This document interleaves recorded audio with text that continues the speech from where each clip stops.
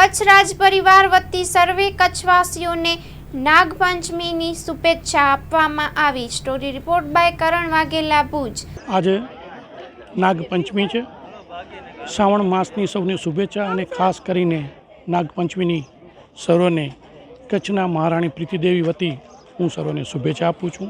આજના દિવસે પણ કચ્છના મહારાણી પ્રીતિદેવીએ દાદા પાસે પ્રાર્થના કરી અને કચ્છના લોકોને શાંતિ, સુખ અને સમૃદ્ધિ મળે એવી પ્રાર્થના અર્ચના ને ખાસ કરીને આનો ઇતિહાસ રહેલો છે ભુજંગદેવનો। જેથી આપણે શેર બુલંદખાને યુદ્ધ કર્યું હતું ત્યારે એ નાગ પાંચમ જ હતી જ્યારે આપણે વિજય થયા, અને ત્યારથી આ પાંચમ રાજાશાહી હતી ત્યારે પણ ઉજવાય છે અને આજે લોકશાહીમાં પણ એ જ ઢબે આજે પૂજા અર્ચના કરવામાં આવતી હોય છે। આપના માધ્યમ દ્વારા કચ્છના મહારાણી પ્રીતિદેવી વતી હું આપ સૌને શુભેચ્છા આપું છું અને ખાસ કરીને આજે મહારાણીના આદેશથી, મહારાણી પ્રીતિદેવીના આદેશથી ટેરા ઠાકોર સાહેબ મયુધરસિંહજીએ આજે નાગપંચમીના દિવસે દાદા પાસે પ્રાર્થના કરી અને આપણા સૌ માટે એમને આશીર્વાદ માંગ્યા છે। આભાર।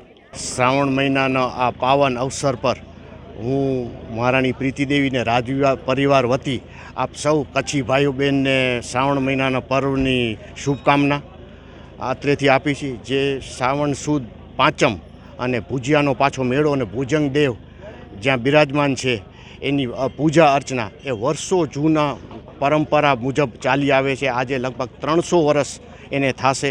આ ભુજિયો જે ભુજંગદેવના નામે ઓળખાય છે એની આપણે કહું તો હિસ્ટ્રી એવી છે કે જ્યારે મહારાવ શ્રી ગોડજીનું ફોર્ટિફિકેશનને આ કિલ્લો બનાવવાનું ભુજમાં ચાલુ કર્યું ભુજિયા ઉપર, ત્યારે શેર બુલંદખાન જે અમદાવાદનો બાદશાહ હતો એમને અહીંયા ચડાઈ કરીને કચ્છના હરેક 18 સાથે રહી અને આને કચ્છને બચાવવા અહીંયા આવી ગયા અને અહીંયા એક મોટું ધમાસાન યુદ્ધ થયું।